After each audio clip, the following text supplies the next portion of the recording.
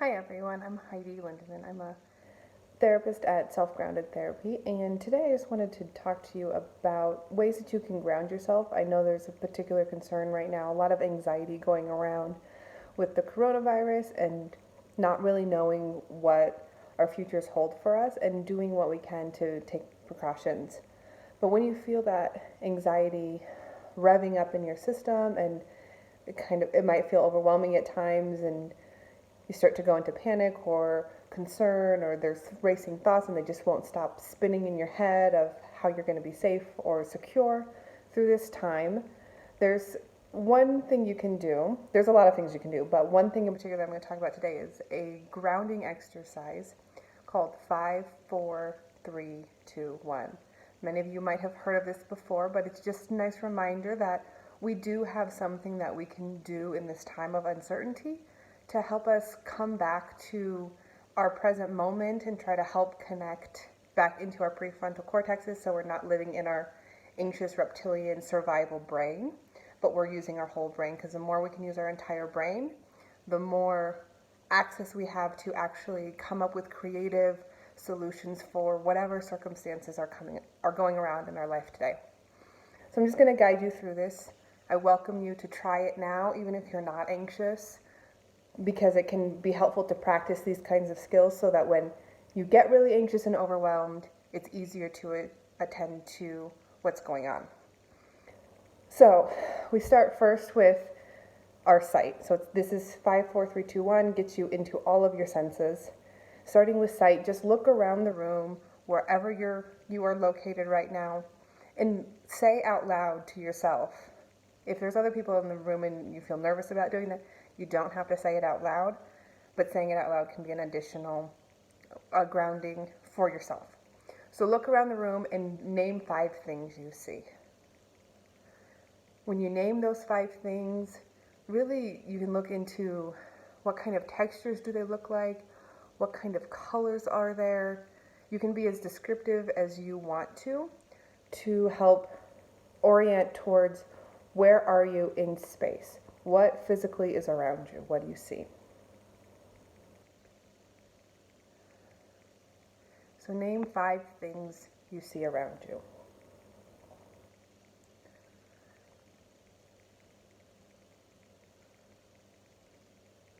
Next, I want you to touch 4 things. You might touch a blanket or your pants. You could touch anything that's next to you if you have a water bottle. Anything you can touch, and when you're touching it, the 4 things you touch, feel what they feel like. Are they soft? Are they hard? Are they warm? Are they cold?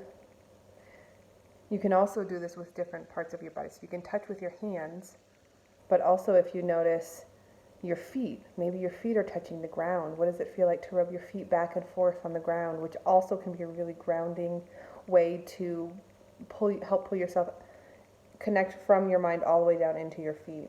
What does it feel like rubbing your feet on the floor? So touch 4 things around you and feel that sensation. What do those sensations in your body feel like?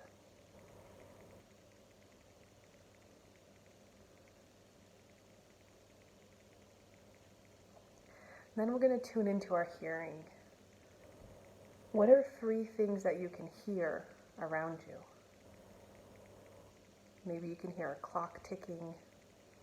Maybe there's the furnace is running, or you can hear the noises of the fridge. Maybe you have some music playing and you can hear some music. Maybe you can hear the tone of my voice and what that sounds like. Maybe you're hearing some birds chirping or animals, or what do you hear? You can also notice the absence of sound. So if it's really quiet, you can sit and listen to that silence. And you notice that that's happening as well. So 3 things that you can hear. And then 2 things that you can smell. And with the smell, you can just smell whatever is here, or you can physically go to something and actually smell it. So if you have a candle, you can pick up a candle and smell what this candle smells like. Or if you have some food nearby, what does that food smell like? Maybe you can smell your clothes. What do they smell like? Just what are two things that you can smell? And if you're having allergies and smell sometimes hard, that's okay too. You can notice like, oh, my nose is really clogged up right now. I can't smell a whole lot. That's okay.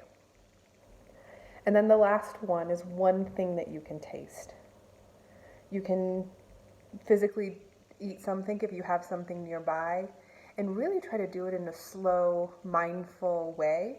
What does it feel like in your mouth? What does it taste like? What are the sensations in your mouth? How does it feel when you swallow?